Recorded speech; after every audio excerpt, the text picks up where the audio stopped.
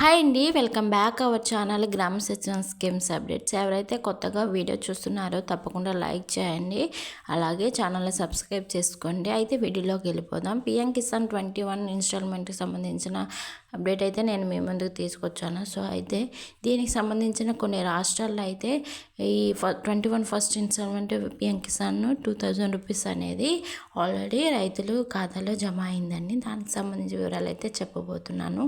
అయితే ఈ ఆంధ్రప్రదేశ్లో రైతులు యొక్క పిఎం కిసాన్ 21 ఇన్స్టాల్మెంట్ ఇప్పుడు పడుతుంది అనే విషయం ఇప్పుడు చెప్పబోతున్నాను. అయితే నిన్న కొత్తగా ఒక ఇన్స్ట్రక్షన్ వచ్చింది, దానికి సంబంధించిన వీడియో ఇప్పుడు చెప్పబోతున్నాను. సో అయితే ఈ యొక్క పిఎం కిసాన్ సమ్మాన్ నిధి యోజన కింద రైతులకు 21 పెడతానమాట 2000 రూపీస్ అయితే ఆల్రెడీ జమ అయ్యాయండి.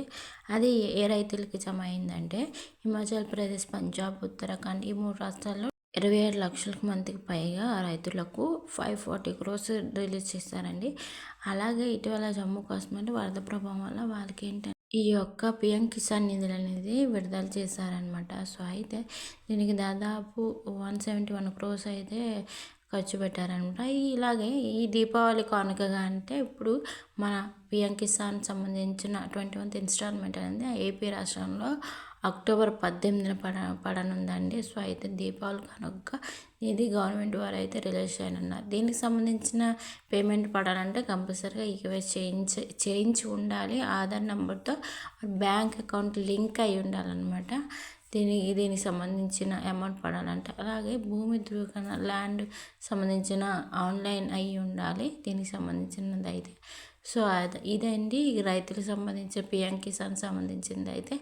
అలాగే ఈ యొక్క అక్టోబర్ 18న అనేది అన్నదాత సుఖీభవ కూడా 2వ విడత పడనుందండి. దీనికి సంబంధించిన అప్డేట్ అయితే ముందుగా తెలుపున్నారు. సో అయితే ఇలాంటి అప్డేట్స్ మళ్ళీ మళ్ళీ కావాలంటే ఛానల్ సబ్స్క్రైబ్ చేసుకోండి, అలాగే వీడియోని లైక్ చేయండి. థ్యాంక్ యూ అండి. Thank you for watching.